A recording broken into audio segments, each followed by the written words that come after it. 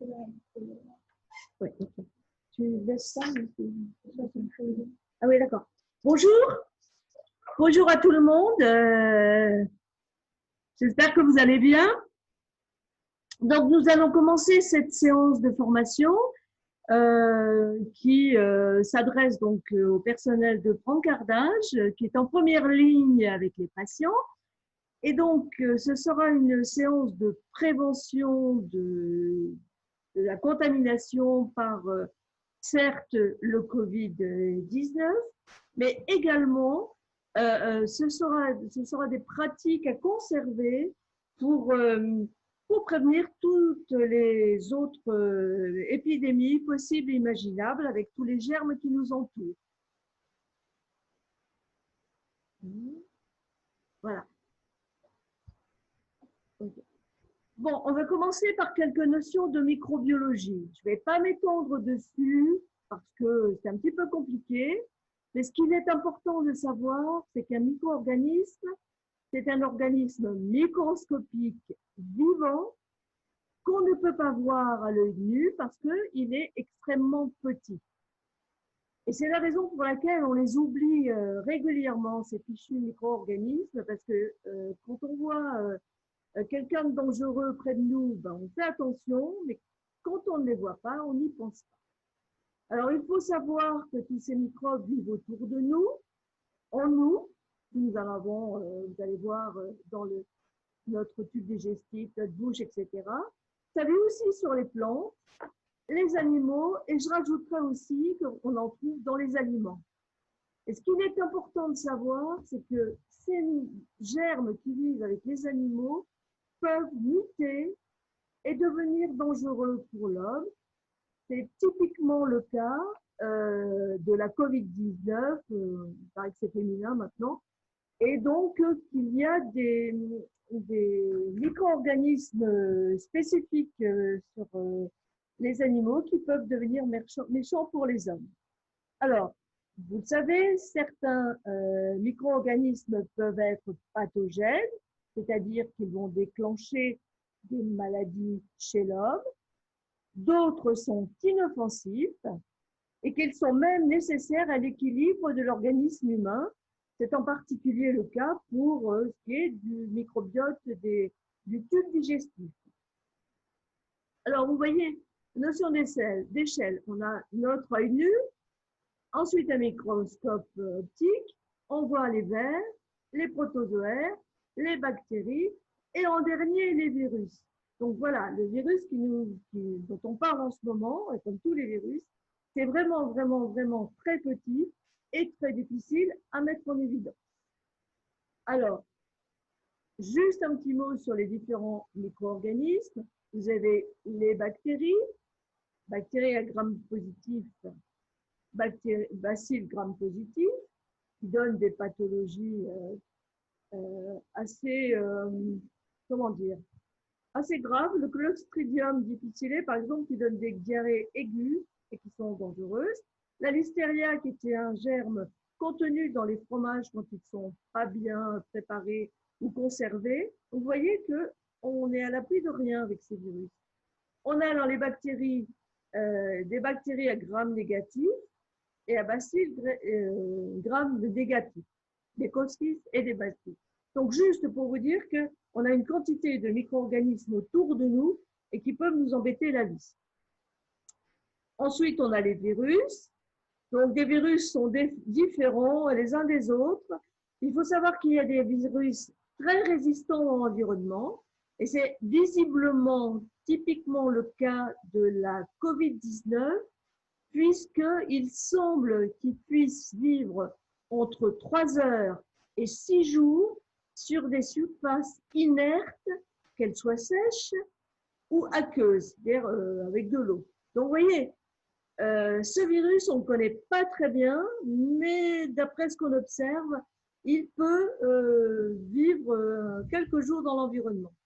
Et puis, on a d'autres virus qui sont très fragiles dans l'environnement et qui vont disparaître rapidement parce qu'un virus a besoin d'un être humain, enfin, oui, d'un être vivant, on va dire, pour vivre et se multiplier. Mais retenez quand même que la Covid, il semble qu'on le retrouve après 3 heures, voire jusqu'à 6 jours.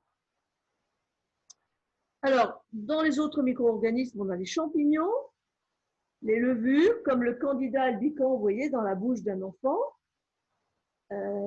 Et puis, ce petit microbe, enfin, champignon en haut à droite, qui ressemble à un champignon, ça, c'est de l'aspergillus.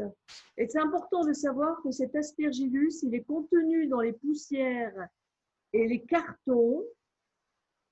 Et donc, c'est la raison pour laquelle il ne faut jamais de carton dans un bloc opératoire et il ne faut pas faire de poussière quand on fait du ménage. Ensuite, vous avez les parasites des animaux, les parasites des végétaux également. Je ne vais pas m'étendre là-dessus, mais sachez qu'il y en a partout. Et puis, il y a également ce qu'on appelle les protozoaires, et ça, vous devez en avoir entendu parler. C'est en particulier les amibes que vous pouvez attraper dans les eaux contaminées et qui vont vous provoquer des diarrhées, enfin des pathologies assez importantes. Alors, il faut savoir aussi que l'être humain que nous sommes a des bactéries on a des bactéries dans la bouche, on a des bactéries dans l'estomac, on a des bactéries dans le tube digestif, on en a sur les mains, on en a dans les voies respiratoires, dans la trachée, etc. Donc, on vit en très bonne harmonie avec ces microbes-là. Et quand il y a un bug, on devient fatigué, on développe une maladie immunitaire, que ces pathologies peuvent émerger. Voilà, les cheveux, c'est la même chose, on en a, les mains, on en a plein, le front, le nez, la salive, les aisselles, toutes les parties du corps où il y a beaucoup de poils, de choses comme ça. Bien sûr, les urines affectées, les matières fécales. Donc, c'est la raison pour laquelle, pour éviter de tomber malade à partir des germes qui nous entourent ou que l'on porte, il faut avoir une bonne hygiène personnelle et des vêtements propres. C'est très important pour notre vie à l'extérieur de l'hôpital et pour l'hôpital.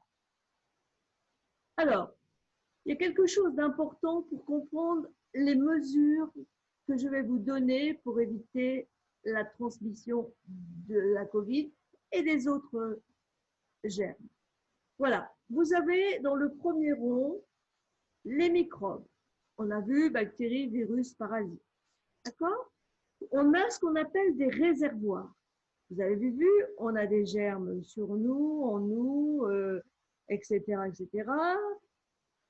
Vous avez les animaux domestiques, sauvages, les aliments, la saleté et l'eau. Donc ça, ce sont des réservoirs de germes. D'accord? Par où sortent-ils? C'est-à-dire voie de sortie. Eh bien, on a la bouche, par les vomissements, la salive, les sécrétions rhinopharyngées. On a des lésions cutanées avec des sérosités sérosanglantes, du sang.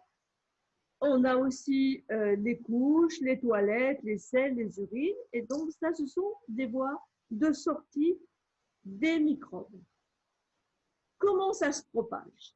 Alors, les modes de transmission. Il y a le contact avec les mains, jouets, sable, le matériel, les tables, les lits à l'hôpital. Et puis, vous avez les gouttelettes lorsque vous parlez, éternuez ou toussez. Donc, d'accord? Mode de transmission, contact. Mode de transmission, gouttelettes. Et puis, par où rentrent ces germes dans l'organisme qui vient de trouver? Par la bouche, enfin, tout ce qui est muqueuse, nez, bouche, yeux. Et puis, si vous avez des lésions cutanées, eh bien, voilà, le germe va trouver la porte d'entrée, il va s'installer, il va développer la pathologie ou pas, en fonction de si vous êtes fragile ou pas. C'est-à-dire que le statut de la personne qu'il vient d'infester est une personne malade, fragile, etc., comme les bébés, les enfants, les personnes âgées, les personnes dont le système immunitaire est affaibli et les personnes non vaccinées. En fait, ça peut attraper tout le monde, mais en fonction de ce qu'on est, de notre résistance, on va développer plus ou moins fort la maladie, ou parfois on va être asymptomatique, c'est-à-dire qu'on a le germe ou le virus, mais on ne développe pas la maladie, pour autant on est contagieux. Alors, vous avez vu que, en fait, l'infection peut être exogène, c'est-à-dire qu'elle vient de l'extérieur à notre corps. Mais elle peut être endogène, c'est-à-dire que le patient a des germes avec lesquels il vit bien, et puis tout d'un coup, parce que son organisme devient plus faible, il va développer la maladie. D'accord? Je ne vais pas vous dire le reste parce que, voilà. Il faut savoir que les mains contaminées, ce qu'on appelle le manuportage, ce sont les principaux vecteurs de dissémination d'infection, ce sont vos 10 doigts. Vous allez comprendre pourquoi. Voilà. Vous avez, vous touchez un patient, vous allez toucher une porte, une poignée de porte, vous allez toucher un interrupteur, vous allez toucher un téléphone, vous allez toucher les robinets. Vous allez prendre les germes qui sont sur ces éléments. Vous allez toucher un patient, vous allez vous contaminer auprès de ce patient. Vos mains vont favoriser la multiplication du micro-organisme, et ça va très très vite. Vous allez toucher un autre patient et vous allez apporter des germes sur cet autre patient.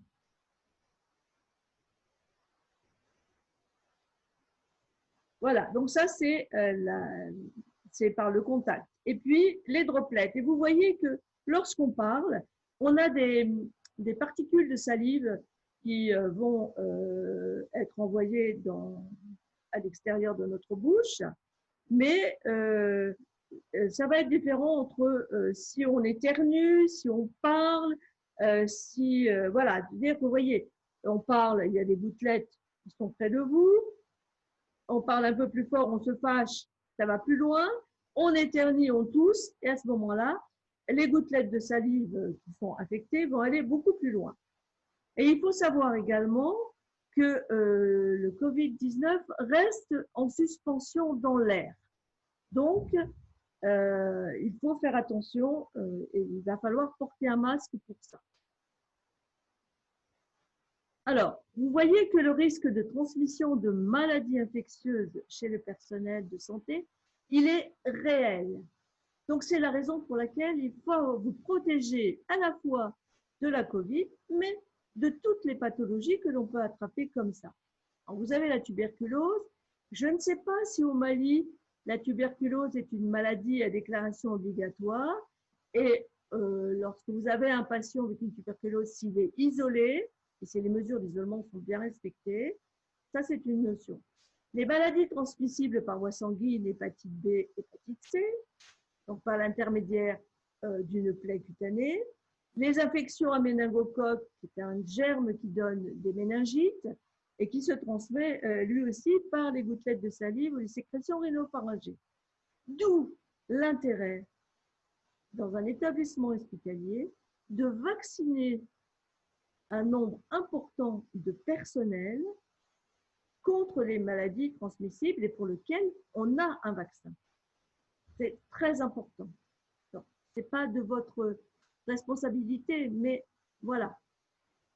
Alors, d'autres semblent moins bien pris en compte. Par exemple, la coqueluche qui est une maladie de l'enfance.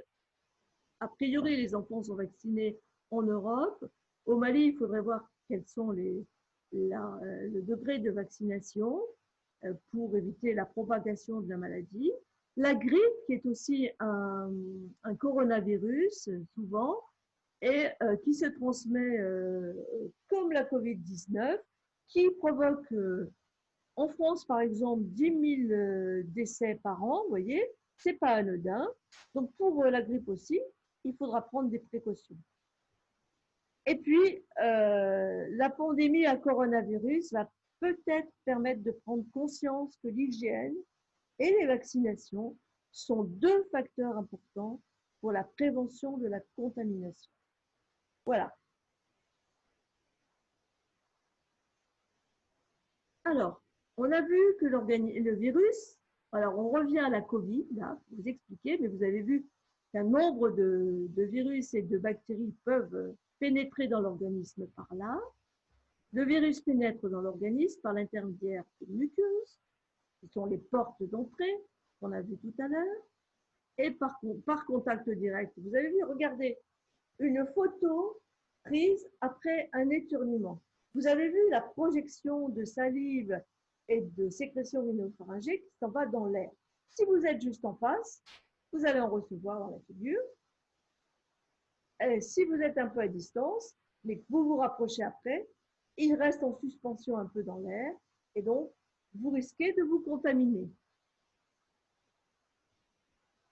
Alors, par contact indirect, vous vous souvenez, nos mains, elles ont des germes.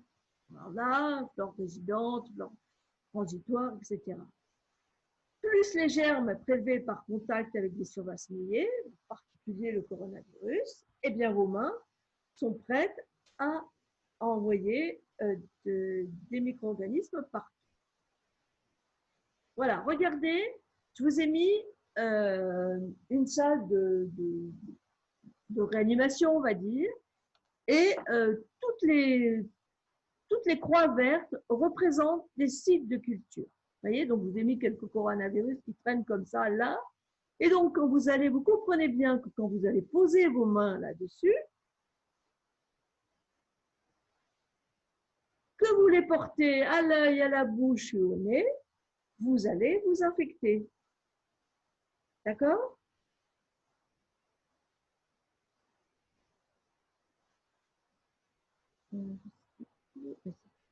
Donc, alors, pour éviter ça, il faut appliquer des gestes barrières dans la vie personnelle et dans la vie professionnelle. Et il faudra appliquer des précautions standards et complémentaires dans la vie professionnelle.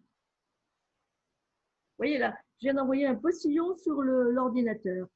Et il va falloir les nettoyer après. Alors, application des gestes barrières dans la vie personnelle et professionnelle. Je ne sais pas si vous avez eu ces affiches au niveau de l'établissement, mais voilà comment nous protéger, vous protéger.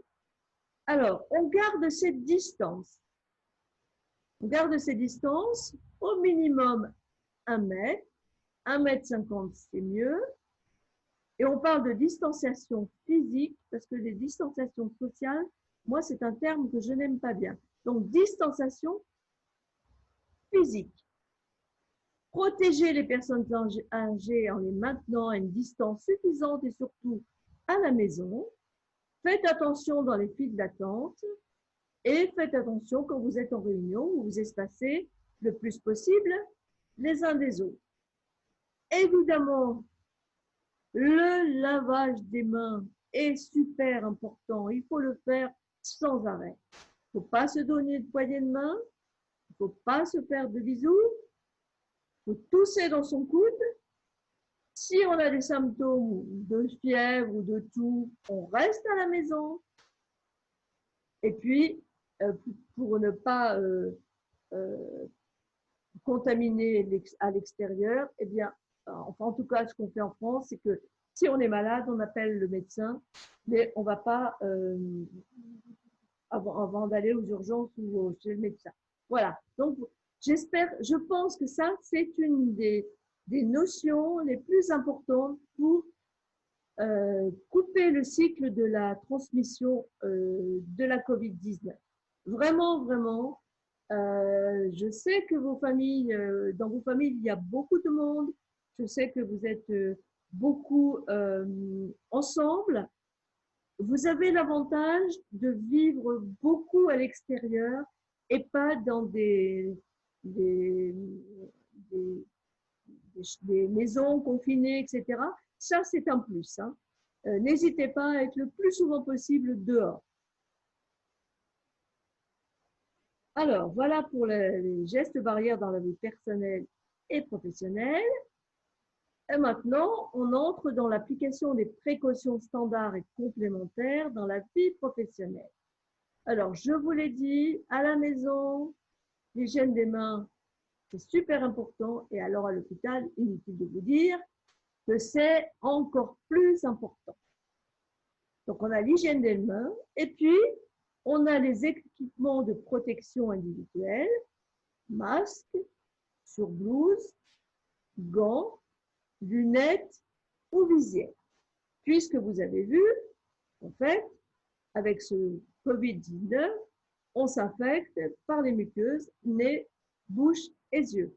Donc, on protège, comment dire, on, on protège ces secteurs-là pour éviter d'être infectés.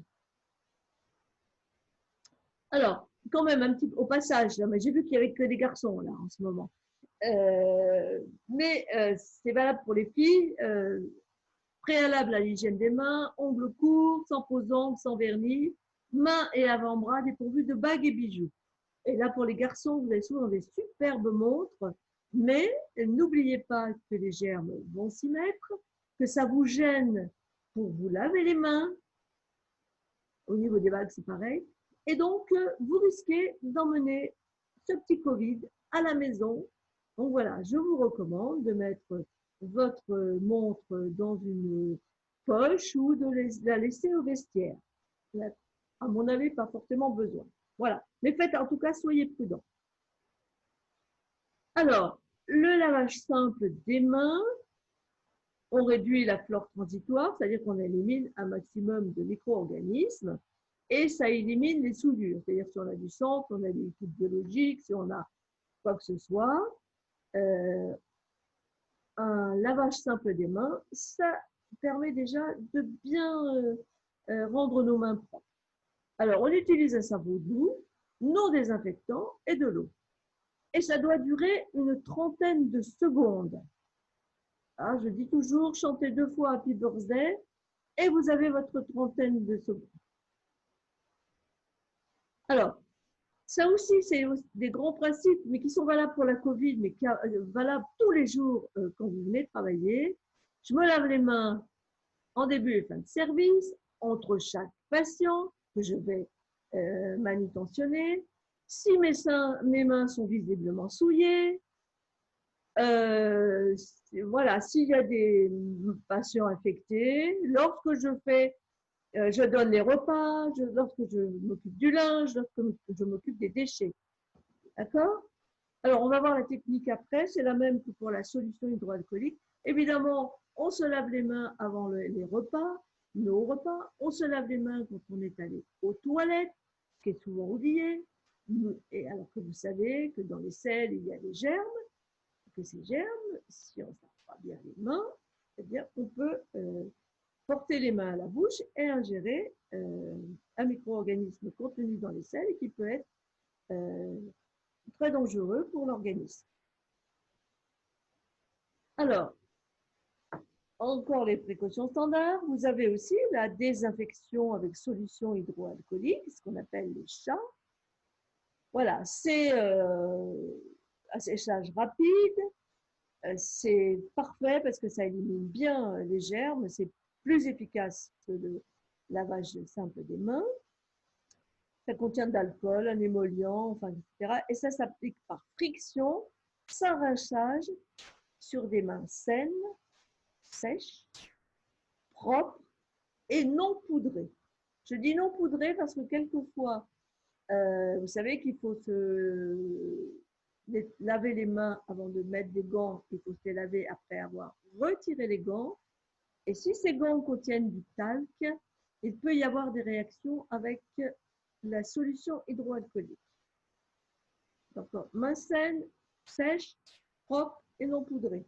Si vous avez les mains sales, si vous avez, je sais pas, des restes d'aliments, du sang, des sérosités, il faut d'abord vous faire un lavage simple des mains et compléter avec une désinfection à la solution hydroalcoolique. Alors, 3 ml de produit ou 2 coups de pompe, respect des 7 étapes et pendant 30 secondes. Alors, voilà. Il faut mettre au creux de votre paume la solution hydroalcoolique. Donc, on a vu la quantité. Vous frottez les mains paume contre paume, dos sur dos, main gauche, main droite, doigts entrelacés, paume et doigts en accrochage, les pouces, le centre de la main et le poignet. Voilà, donc tout ça, ça demande vraiment les 30 secondes. Que ce soit pour le lavage simple des mains ou pour la désinfection par friction. D'accord? Je vous conseille peut-être de demander à une soignante, je ne sais pas, Caddy ou un des soignants du centre Pestop pour vous entraîner à faire ce lavage de main, sauf si l'infirmier hygiéniste voulait bien, ce serait pas mal aussi. Voilà, parce que c'est une technique à prendre. Il ne faut pas rater les étapes, sinon, voilà ce qui se passe. Alors, vous avez une main pleine de microbes et vous avez des zones qui sont souvent oubliées. Il y a les zones violettes, vous voyez. Vous voyez, c'est un petit peu disparate. Vous avez sur le dessus de la main, vous avez du côté du pouce, mais vous avez aussi des bouts de doigts qui ne sont pas bien faits. Et donc, voilà, il faut vraiment, vraiment faire très attention parce que une main comme ça avec des zones violettes n'est pas une main qui a été correctement nettoyée. Alors, les équipements de protection individuelle, on est toujours dans le cadre de la prévention Covid et dans le cadre du service de brancardage. C'est-à-dire vous qui promenez les patients d'un service à l'autre. Alors, les équipements de protection individuelle, dans le contexte général Covid, masque chirurgical, lunettes de protection ou masque à visière, tenue professionnelle propre échangée tous les jours, éventuellement port de gants non stériles, bien sûr des gants non stériles, si vous avez des plaies sur les mains, si vous avez à manipuler, je ne sais pas, une sonde vésicale, une poche, etc. Voilà, il vaut mieux. Mais vous avez bien compris, dans le contexte général Covid, mais ça peut être aussi valable pour la grippe, masque chirurgical, parce qu'en portant mon masque chirurgical et en portant mes lunettes de protection, je bloque les entrées de virus. Et du coup, si par hasard j'étais porteur sain ou asymptomatique, je protège également les personnes qui sont en face de moi parce que mes projections de salive ou de sécrétion rhinopharyngée n'iront pas au-delà de mon masque. Alors, dans un service dédié Covid ou en cas de transport d'un patient Covid-19 suspect ou confirmé, et ça, normalement, l'information sur le statut infectieux du patient doit être donnée par le major ou le médecin de service. De toute façon, si vous devez emmener un patient à la radio ou peut-être interventionnel ou changer de service, si votre patient est infecté, quel que soit le type d'infection d'ailleurs, vous devez être informé puisqu'il y a des précautions à prendre. Alors, tenue professionnelle propre, changée tous les jours. Je sais que vous n'avez pas toujours le nombre de tenues nécessaires. Je dirais que pour être correct, ce serait bien d'avoir 3 tenues. Une que vous portez, une qui est au nettoyage et une que vous avez en réserve au cas où votre tenue de la journée soit souillé. Un masque chirurgical, bien sûr, pas de masque FFP2, hein. Les masques supérieurs, ça n'est pas fait pour vous parce que c'est pour le personnel soignant qui fait des gestes invasifs comme des aspirations trachéales, etc., etc. Masque chirurgical, ça suffit. Des lunettes de protection ou masque à visière. Et les autres EPI, c'est-à-dire équipements de protection individuelle, gants, surblouses en particulier, sont recommandés lorsqu'un contact physique avec le patient est nécessaire. C'est-à-dire que si vous êtes amené à aider à la marche, à la montée sur le brancard, à la délivrance d'oxygène, il vaut mieux mettre une surblouse en plus. Et puis, n'oubliez pas que ce patient suspect ou confirmé COVID-19, lui aussi doit être porteur d'un masque chirurgical. Voilà. Il faut que votre responsable de service puisse transmettre ces informations à l'encadrement des services où vous allez chercher des patients pour les envoyer dans un autre secteur, etc. Alors, ce masque anti-projection de type chirurgical, il évite la projection des sécrétions aériennes supérieures ou de salive pouvant contenir des agents infectieux, soit par voie de gouttelette, soit par voie aérienne. Vous avez vu, ce virus, il peut rester en suspension dans l'air. Voilà, donc vous êtes tranquille avec un masque et là, les personnes qui sont en face de vous, s'ils n'en ont pas, ils sont tranquilles et vos patients, il vaut mieux qu'ils en aient. Alors, il y a des choses à savoir sur les masques quand même. Une fois mis en place, le masque ne doit plus être touché. Enlevé, il ne doit pas être réutilisé. C'est-à-dire qu'il ne peut pas être en collier autour du cou, il ne peut pas être dans la poche de votre tenue de travail. OK? Il est soit dans la boîte, soit dans son sachet, soit sur votre visage, soit à la poubelle. Il doit être changé immédiatement en dehors de la présence du patient, chaque fois qu'il est souillé, mouillé ou mal positionné sur le visage. Et il doit être jeté dans la filière d'ASPI. Vous savez ce que c'est? C'est des déchets à risque infectieux. En fait, les masques doivent être brûlés. Il ne faut pas qu'ils se... Alors, c'est vrai qu'au Mali, vous n'avez pas encore le tri des déchets entre déchets... si, il y a quand même un petit peu. Mais en tout cas, ils ne doivent pas être mis avec les cartons ou ces choses qui peuvent être recyclées, voyez. Ils doivent être brûlés parce que s'ils ne sont pas brûlés, ils peuvent rester contaminants.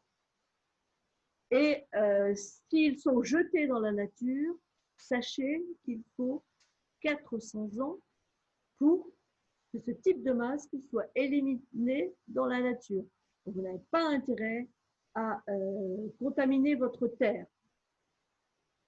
Voilà. Alors, au moment de chaque prise de poste, chaque brancardier prendra une dotation de masque adaptée à la durée de son temps de travail et je pourrais rajouter au secteur auquel il est affecté.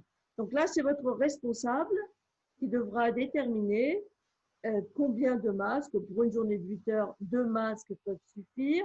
Mais si jamais il y a un souci de soudure ou autre chose comme ça, 3 masques, ça paraît raisonnable pour une journée de travail. Alors, il y a une technique pour mettre le masque. Je me lave les mains, je tourne mon masque dans la bonne direction, bord rigide en haut, parce que c'est celui qui va s'adapter sur le nez, face blanche vers moi et face bleue à l'extérieur. J'attache le haut de mon masque, je pince le bord rigide pour l'ajuster à mon nez, j'attache le bas de mon masque et je tire le bas de mon masque sous mon menton. Pour le retirer, je ne touche que les attaches, je ne le prends pas de face, comme ça avec ma main, et je jette mon masque, je vous l'ai dit, dans la filière qui va permettre de brûler les déchets. Alors, les protections oculaires et masques faciels. Alors, vous avez vu, hein, vous avez compris pourquoi il faut se protéger à ce niveau-là. Alors, les lunettes protègent uniquement les yeux. La visière protège la totalité du visage. Attention, elles sont réutilisables. Il faut penser au nettoyage et à la désinfection et demander le protocole au major. Alors, peut-être que vous n'avez pas tout ce qu'il faut, mais sachez qu'il faut les laver, sinon les laver avec de l'eau, un détergent, bien les rincer. Si vous avez à appliquer de l'eau de Javel, n'oubliez pas que l'eau de Javel, les émanations d'eau de Javel peuvent être irritantes pour les yeux et donc il faudra rincer avec de l'eau propre ces lunettes. Voilà, hein, il faut vraiment faire attention à tout ça. C'est contraignant, mais c'est la seule manière de diminuer la propagation de l'épidémie. Alors, les écrans faciaux protègent tout le village et ils ont l'avantage de pouvoir être retirés en minimisant le risque de toucher le visage. Et là aussi, il faut penser au nettoyage et à la désinfection. Et ils viennent pas là. Je crois pas non plus. Je crois que alors, la surblouse, elle permet la protection de la tenue professionnelle. Il vaut mieux qu'elle ait des manches longues qui protègent bien. Elle s'enfile avec la fermeture dans le dos et le dos doit être particulièrement bien fermé. Alors, elles peuvent être à usage unique. C'est bien si elles sont imperméables. Et puis, elles sont jetées après une seule utilisation. Et c'est vrai que ça a un coût, tout ça. Mais bon, c'est pratique. Et surtout, si vous êtes amené à positionner un patient sur le fauteuil, sur le brancard, et que ce patient transpire beaucoup, ou qu'il tousse, le fait d'avoir une surblouse imperméable évite que votre tenue professionnelle soit souillée.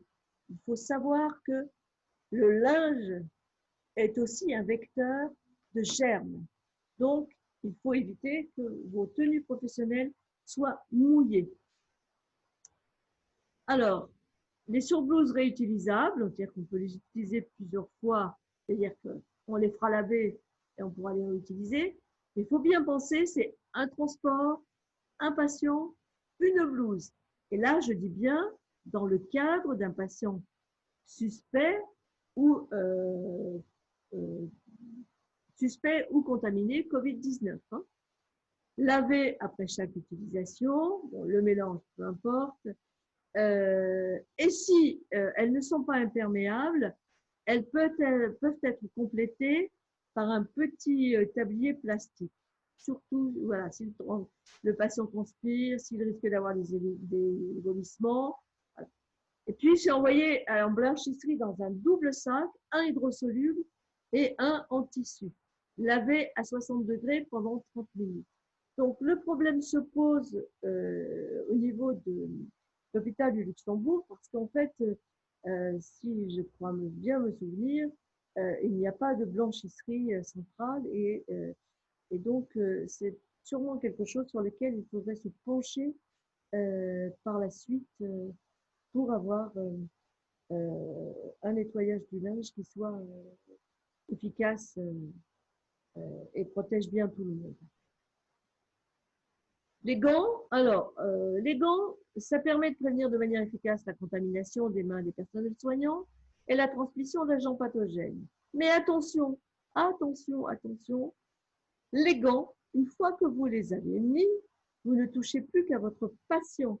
Vous ne touchez pas à l'environnement de partout parce que là, vous allez mettre, c'est comme si vous mettiez vos petites mains toutes nues partout. Voilà. Les germes, ils vont aussi sur les gants. Si vous vous promenez avec vos gants n'importe où, ça va contaminer tout. Donc, je mets mes gants juste avant de m'occuper de mon patient. Je les garde tant que je suis avec mon patient. Et si je dois faire autre chose, je les enlève, je les change, je les mets à la poubelle. Ils sont bien sûr à usage unique. Ils sont bien sûr non stériles. Ils sont de matières différentes. Ils ne doivent pas être poudrés, puisque vous avez vu tout à l'heure, je vous ai dit, réaction au contact du produit de friction hydroalcoolique, Donc, ils doivent être utilisés de manière appropriée. Un gant, enfin une paire de gants, une manipulation de patient, un patient, avec hygiène des mains ou lavage, hygiène des mains, donc soit la solution hydroalcoolique ou lavage simple, savon et eau, avant l'enfilement et le retrait. Et là, je répète, ne touchez pas l'environnement du patient avec des gants. Vous allez faire ce qu'on appelle la contamination manu-portée. Alors, comment je revais mes EPI? Je fais d'abord une pression hydroalcoolique.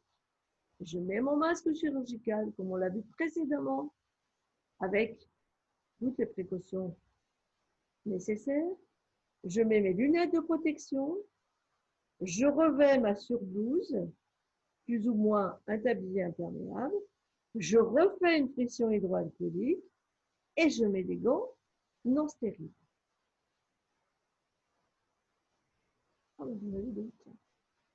Voilà. Et puis, il y a toute une technique pour enlever ces gants. D'abord, on enlève les gants et la blouse dans la chambre du patient, ou près du lit du patient. C'est une chambre à plusieurs lits. Pour enlever les gants, on saisit le bord extérieur près du poignet. Vous voyez la première image. On rabat sur la main. Donc, le gant se retrouve à l'envers. C'est-à-dire que c'est la partie qui a touché votre main qui est donc normalement très peu contaminée puisque vous avez fait votre lavage des mains avant. Et puis ensuite, avec votre index de la main droite ou gauche, vous allez faire la même manœuvre, c'est-à-dire ressortir le gant en ayant l'intérieur à l'extérieur. Et vous enrobez le premier gant enlevé dedans. Du coup, il y a moins de contamination dans la poubelle dans laquelle vous allez les évacuer. Et là aussi, ce sera évidemment élimination par brûlage. D'accord? Enlever la blouse, même chose, je défais les attaches. Entre-temps, on se lave les mains, hein.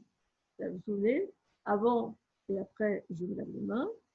Donc la blouse, bon, les tâches, c'est pas très difficile, on l'attrape au niveau des épaules, on la fait basculer devant, et la partie qui a touché le patient, on l'enroule sur elle-même, c'est-à-dire que c'est la partie qui vous a touché qui est extérieure maintenant, et donc il y a aussi moins de risque de contamination. Et là aussi, vous faites une hygiène des mains. Et puis à l'entrée de la chambre, on enlève la protection oculaire, on enlève le masque, et on enlève la protection oculaire ou la visière et on le met dans un bac de décontamination ou dans un bac destiné à son nettoyage. Et ensuite, on enlève le masque, on le met dans une poubelle dans les dasseries à brûler et on refait une hygiène des mains. Vous avez vu que l'hygiène des mains, c'est tout le temps, tout le temps, tout le temps, tout le temps. Alors, précaution à prendre avec l'installation d'un patient Covid, suspect ou confirmé. Et je dirais par principe pour tout patient, parce que on dit toujours que le statut infectieux d'un patient, quand il n'est pas connu, il est considéré comme infecté. Voilà, par principe, on dit ça. On utilise du matériel propre et désinfecté et on protège le matelas ou l'assise du fauteuil avec un drap.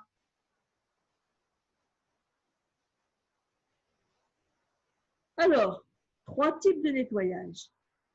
Un nettoyage journalier, entre 2 transports dits simplifiés, c'est-à-dire avec des patients qui ne sont pas identifiés Covid, après un transport contagieux et ou hebdomadaire, une désinfection approfondie. Alors, comment je fais? D'abord, on retire le drap de protection sans le secouer pour éviter la mise en suspension dans l'air des germes. Vous avez vu tout à l'heure, je vous ai dit que la Covid-19 pouvait rester en suspension dans l'air. Alors, il est évident que si vous enlevez un grand renfort de mouvement votre drap qui est là, vous allez en disperser dans l'air. Il ne faut pas mettre en contact la tenue de travail et le drap. Il ne faut pas le poser au sol. Et puis, là aussi, ce drap, on le place dans 2 sacs à linge, l'un hydrosoluble, l'autre en tissu, envoyé en blanchisserie, lavage à 60 degrés pendant 30 minutes. Donc, je sais que tout ça, si ça n'est pas fait, vous n'y pouvez rien. Mais c'est vraiment des choses à faire remonter par votre responsable au niveau de l'administration. Alors, chaque soir, qu'est-ce qu'il me faut pour nettoyer mon fauteuil roulant, mon brancard? Alors, si on a un produit détergent désinfectant 2 en 1, comme le Surface F, qui commence à arriver chez vous, mais je ne sais pas s'il y en a partout, des lavettes bleues, et on nettoie. Donc, le soir, tout ça, tous les éléments du matériel de transport doivent être nettoyés du plus propre au plus sale. Alors, on détermine quel est le plus propre. A priori, l'arrière du dossier, du brancard, l'arrière du dossier, du fauteuil. A priori, le patient ne l'a pas touché, etc. Et puis, petit à petit, on détermine, je continue par ça. Il ne faut pas oublier les poignées, enfin les supports, les accoudoirs. Il ne faut pas oublier tous les secteurs où les mains du patient ont pu se poser.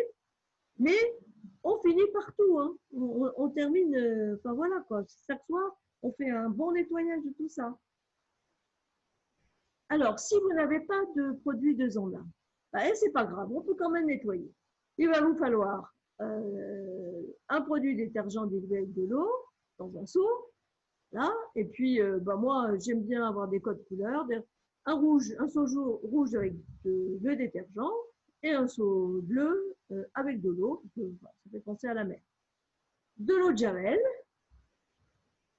et puis on procède au bien nettoyage.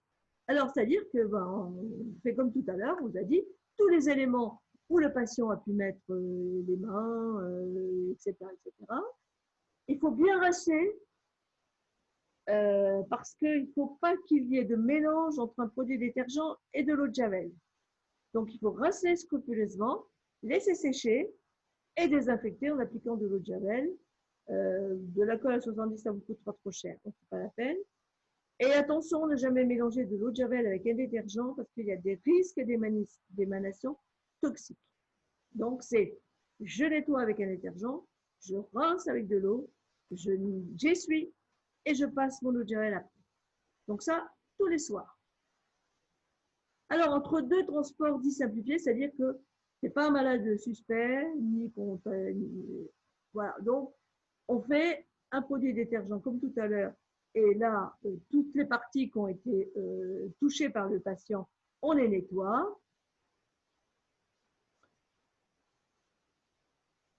Par contre, si vous n'avez pas de produit 2 en 1, il faut vous assurer entre 2 transports dits simplifiés, il n'y a pas de traces de salissure, sang, urine, sécrétion rhinopharyngée. S'il n'y a pas ça, on n'utilise que de l'eau de Javel. Mais s'il y a des sécrétions biologiques, il va falloir déterger avant parce que, attention, on ne désinfecte que ce qui est propre. Voilà. Donc, on prend des petits chiffons. Pareil, hein, moi j'aime bien les codes couleurs. Le rouge, le détergent, une autre couleur pour le rinçage. Et puis, à ce moment-là, on appliquera l'eau de Javel sur les parties que le patient aura touchées. D'accord? Donc, vous avez tout ça, vous pourrez je pourrais peut-être l'envoyer à M. Togola, le document, pour qu'il écrive des protocoles à partir de ça. Voilà. Et là, après un transport de patients contagieux et ou hebdomadaire, c'est-à-dire que vous n'avez pas de patient Covid, pas de patient infecté, voilà. De toute façon, de manière hebdomadaire, il faut que vous fassiez un grand nettoyage de votre matériel. D'accord? Alors, même chose, là vous avez... Où est-ce qu'on est alors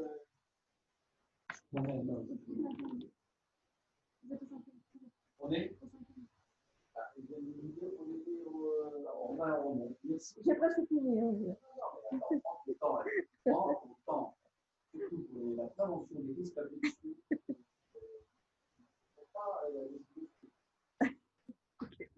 Alors, donc, soit entre deux patients contagieux, et au minimum une fois par semaine, vous allez faire un nettoyage, soit avec du surpassef.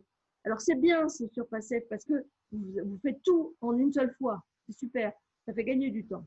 Mais là, tous les éléments des fauteuils ou brancards devront être nettoyés de manière précise, toujours en partant du plus propre vers le plus sale. Il faudra terminer par les roues, car de principe, elles touchent les sols des différents secteurs et peuvent rencontrer un nombre important de salissures. Donc voilà, vraiment, vraiment, vraiment, faites attention à tout ça parce que vous avez vu que les germes, les virus se mettent partout et que finalement, c'est nous qui les promenons. Donc, il faut qu'on soit tous très responsables par rapport à ça. Et voilà, et bon, ben, on recommence la même chose là, et puis là, ça dure plus longtemps, hein. Ça dure plus longtemps parce que je vais être obligée de nettoyer au détergent, de rincer avec l'eau, et puis je peux vous dire que si vous voulez faire ça bien comme il faut, il va bien vous falloir une bonne demi-heure pour nettoyer vos fauteuils roulants et vos brancards. Hein. Donc, on ne lésine pas là-dessus.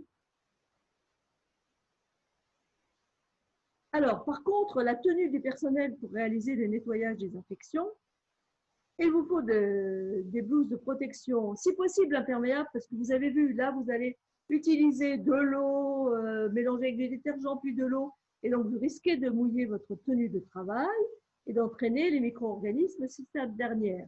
Donc, il vous faut des blouses de protection, si possible imperméables, ou alors un tablier plastique, des gants de protection, qui sont évidemment pas les gants que vous avez mis précédemment pour manipuler votre patient. Ce seront des gants de protection contre les produits chimiques. Ils sont longs, ils doivent être individualisés, c'est-à-dire ils doivent être à votre nom, réutilisables et nettoyés au minimum tous les soirs et plus souvent si nécessaire. Là aussi, il faut faire très attention.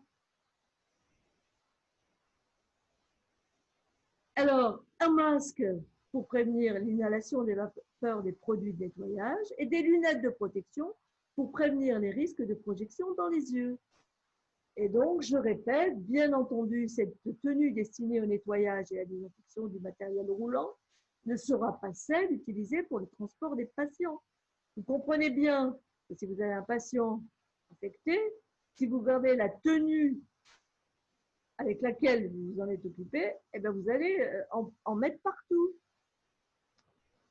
Et puis, je voulais vous dire aussi ça, dans le cas d'un établissement agréé, il y a un 3 ici, prise en charge du patient Covid, il pourra être utile de définir des circuits de transport des patients de l'unité d'hospitalisation vers les services support, radio, laboratoire, exploration professionnelle, consultation, parce que les sens de circulation définis permettent d'avoir devant vous le dos des gens, des personnes, et de ne pas l'avoir en face de vous. Donc voilà, peut-être que ça, c'est aussi à voir avec votre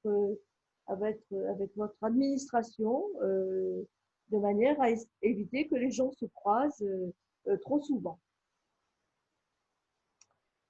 Et puis, évidemment, si vous avez un local de rangement du matériel roulant, je ne sais pas si on a, je ne suis pas sûre, j'ai l'impression que c'est un peu partout, et ce local devra aussi faire l'objet d'un entretien et une désinfection de manière régulière, à définir une fois par mois, plus souvent, etc. Enfin voilà, ça aussi, ça fait partie de la prévention des risques infectieux pour les services de brancardage.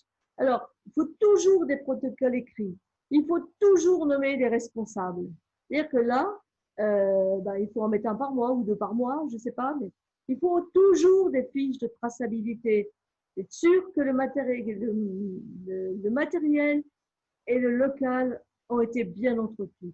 Il faut que le responsable du brancardage, responsable de l'hygiène des locaux, fasse un contrôle de propreté visuelle. Dire, voilà, je regarde, c'est bien rangé, c'est propre. Ou alors, c'est dégoûtant et c'est tout à refaire. Et puis, éventuellement, on peut faire des contrôles de propreté bactériologique, c'est-à-dire qu'on peut faire des prélèvements. On n'en est pas là, mais voyez jusqu'où on peut aller en termes de qualité et de gestion des risques. Et alors, je voulais juste vous dire aussi un petit mot, je ne vais pas le développer ici, mais je voulais vous parler des accidents d'exposition au sang et ou liquide biologique. Lors du transfert d'un patient, il peut y avoir des épanchements de liquide biologique ou de sang sur une plaie ou sur une muqueuse d'un membre du service de brancardage. Alors, vous savez que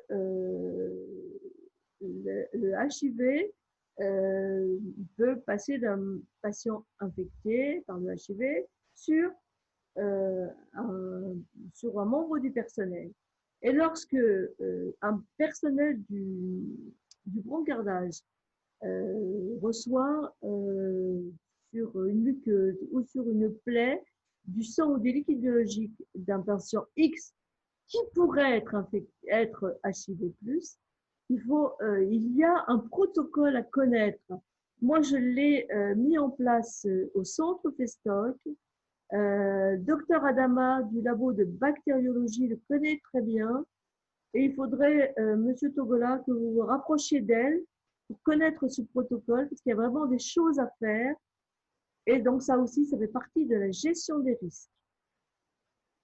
Voilà. J'ai terminé. J'espère que j'étais suffisamment claire, que vous avez compris l'intérêt de tout ce qu'il faut mettre en place pour prévenir tous ces risques.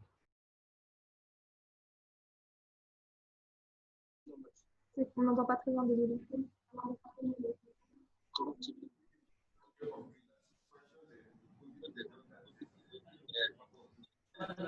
La suspension du Covid-19 dans l'air. La suspension du Covid-19 dans l'air, c'est ça? Oui, oui, oui. Oui, quand quelqu'un tousse, soit il envoie des projections qui vont tomber sur des surfaces, donc qui vont devenir contaminantes, c'est-à-dire qu'on va pouvoir, en les touchant, enfin, on risque en les touchant de se contaminer, mais ce virus peut rester un peu en suspension dans l'air. Donc, en respirant, on peut tout à fait inhaler du virus qui est resté en suspension dans l'air. Il ne reste pas beaucoup en suspension dans l'air, mais c'est un risque. C'est la raison pour laquelle il faut vraiment avoir vos masques de protection. Vraiment, vraiment, vraiment. Et le personnel, on n'y pense pas suffisamment, mais le personnel de brancardage, il est en relation directe avec les patients. Peut-être pas aussi, de manière aussi fréquente que le personnel qui est dans une unité Covid, mais quand vous allez chercher un patient pour l'emmener en radio, en consultation, voilà, il faut que vous ayez votre masque et il faut que votre patient ait un masque.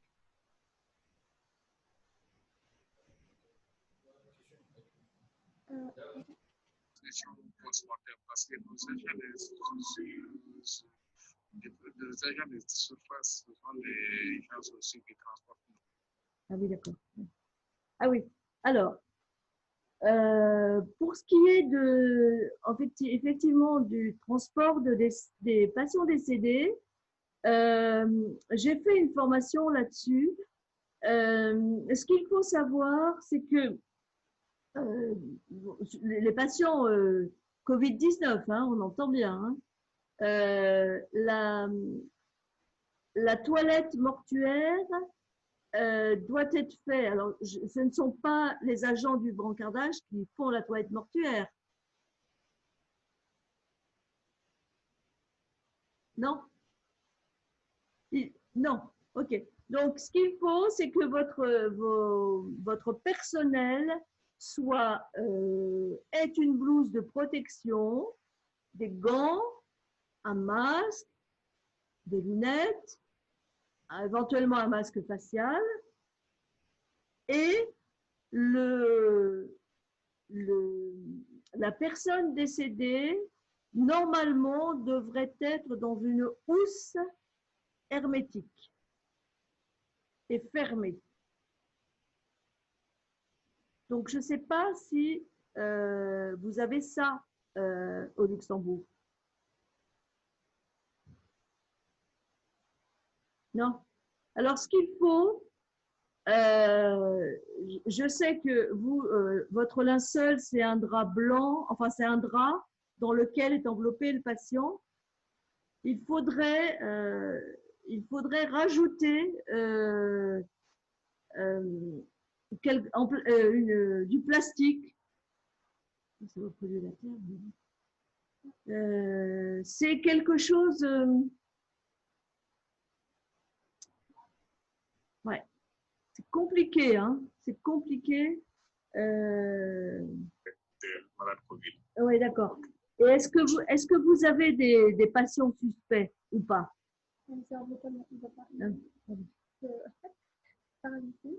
Est-ce que vous avez eu des patients suspects?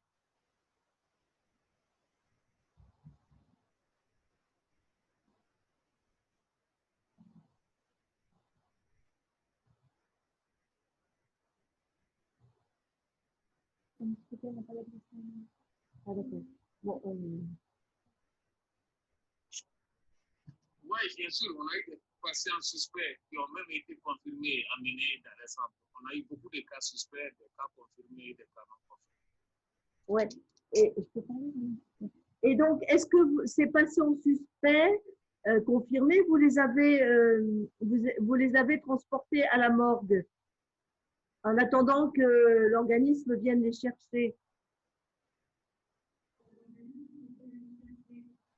Oui, il y a eu même des cas suspects ici qui sont décédés à l'hôpital ici. Et après, en post-mortem, ils ont été confirmés test positifs. Donc, en attendant, on a dit aux familles d'amener des corps et puis de les laisser d'abord à la disposition des centres jusqu'à ce qu'on ait le résultat. Mais vous savez, dans la communauté africaine, surtout dans le contexte malien, on ne considère pas trop ces choses-là. C'est un sérieux problème de santé publique au Mali ici, parce que la population s'en fiche énormément. Ouais. Vous imaginez ce que je veux vous dire? Absolument, absolument. Oui, oui, je comprends. Hein, je comprends. Ouais. Il y a pas moyen, il n'y aurait pas moyen de garder. Il y a très peu de chambres isolées. Il y a peu de chambres isolées à l'hôpital de Luxembourg. Ah oui. Est-ce que vous avez la possibilité de laisser un corps de patient décédé Covid dans une chambre jusqu'à ce que l'organisme qui vient les chercher vienne le prendre?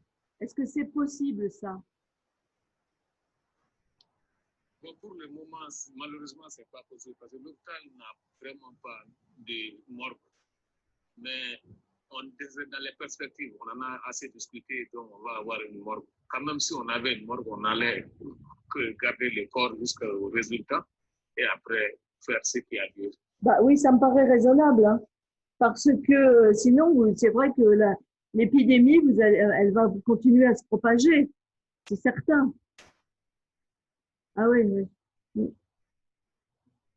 Mais présentement, est-ce qu'il y a une étude en cours qui prouve que le corps peut transmettre le virus? Alors, je crois qu'il y a beaucoup d'hypothèses, mais que ces hypothèses demandent à être confirmées. Je crois que le principe de précaution fait que il y a comment dire, des procédures de prévention qui doivent être mises en place, mais effectivement, c'est une hypothèse. Hein. Il faudrait qu'il y ait des études plus approfondies pour le prouver. Par contre, si vous aviez effectivement un local où disposer ces corps, si vous aviez quelques housses plastiques dans lesquelles vous pourriez mettre vos corps, vous auriez déjà une prévention vous voyez, de diffusion de l'épidémie. Est-ce que Voilà. Mais pour l'instant, ce sont des hypothèses. Hein. Ben, je vous dis merci et au revoir. Peut-être 26 jours à Bamako. Au revoir. Au revoir.